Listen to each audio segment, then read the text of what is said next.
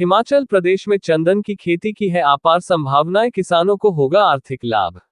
हिमाचल प्रदेश की जलवायु चंदन की खेती के लिए न केवल उपयुक्त है बल्कि प्रदेश के किसानों की आर्थिकी को मजबूती प्रदान करने में भी अहम कदम साबित हो सकती है। प्रदेश में चंदन की खेती को बढ़ावा देने के लिए मंडी जिला के चुराग निवासी 50 वर्षीय भूप राम शर्मा पिछले 12 वर्षों से चंदन की खेती को निरंतर प्रयासरत हैं। इनके अब तक के प्रयासों से प्रदेश में लगभग 5 लाख चंदन के पौधे न केवल तैयार कर लिए गए हैं बल्कि इन पौधों की उम्र 4 से 6 वर्ष के मध्य भी हो चुकी है। ऐसे में भूप राम शर्मा को हिमाचल प्रदेश में चंदन की खेती का जनक कहें तो आश्चर्य नहीं होना चाहिए। राष्ट्रीय औषध पादप बोर्ड, आयुष मंत्रालय, भारत सरकार के क्षेत्रीय कार्यालय जोगिंदर नगर में पहुंचे भूप राम शर्मा से बातचीत की तो इनका कहना है कि वर्ष 2006 में आध्यात्मिक दृष्टि से चंदन के महत्व बारे उन्होंने कार्य प्रारंभ किया। वेदों एवं आध्यात्मिक ग्रंथों में चंदन को सबसे पवित्र पौधा बताया गया है। इसे विषनाशक, रोगनाशक तथा आयुवर्धक माना गया है। ऐसे में प्रदेश में चंदन की खेती की संभावनाओं पर उन्होंने प्रयास प्रारंभ किए।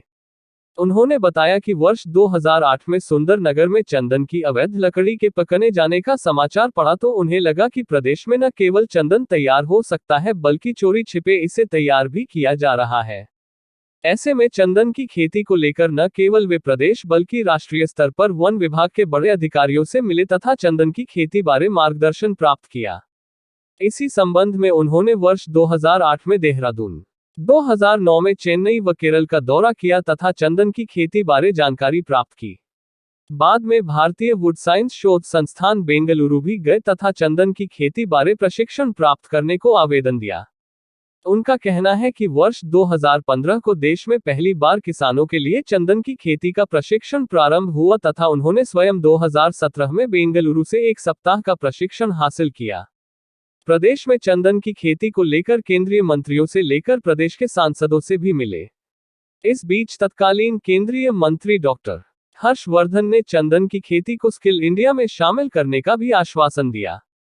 भूप राम शर्मा का कहना है कि वर्ष 2008 में देहरादून से चंदन के बीज लेकर आए तथा इन्हें उगाने का प्रयास किया लेकिन सफलता प्राप्त नहीं हुई।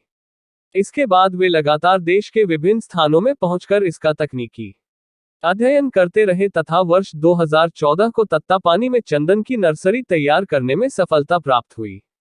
वर्तमान में वे इस नर्सरी से प्रति वर्ष लगभग 60,000 चंदन के पौधे तैयार कर किसानों को बांट रहे हैं। इसके अतिरिक्त कोलर नाहन में भी वे प्रति वर्ष 8-9,000 चंदन के पौधे तैयार कर रहे हैं तथा अब तक प्रदेश में लगभग 5 लाख चंदन के पौधे तैयार करने में कामयाब हो चुके। शर्मा का कहना है कि रोपण के बाद चंदन के पौधे की सफलता दर लगभग 10% तक रहती है। वे किसानों को 3 वर्ष तक पौधे उपलब्ध करवाते हैं।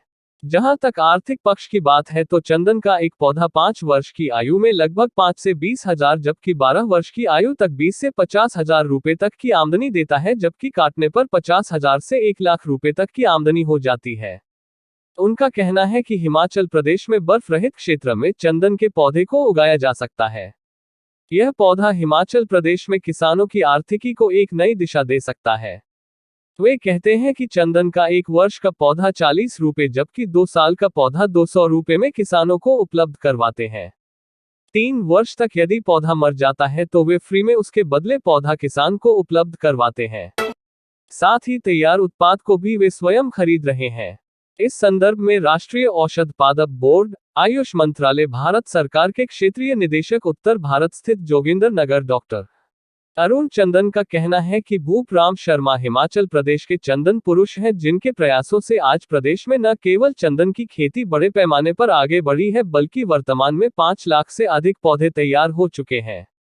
प्रदेश में चंदन की खेती को बढ़ावा देने के लिए चंदन को 75% अनुदान वाले पौधे में शामिल करने का प्रयास किया जाएगा ताकि यहां के किसानों को इसका लाभ प्राप्त हो सके।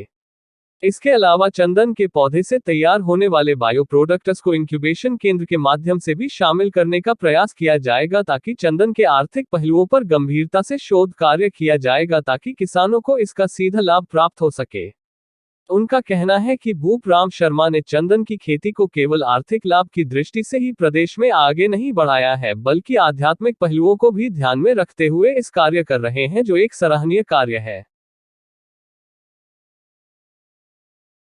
मेरा नाम भूपराम शर्मा है। मैं करसोग से हूँ। मैं पिछले 12 सालों से चंदन की खेती के ऊपर काम कर रहा हूँ।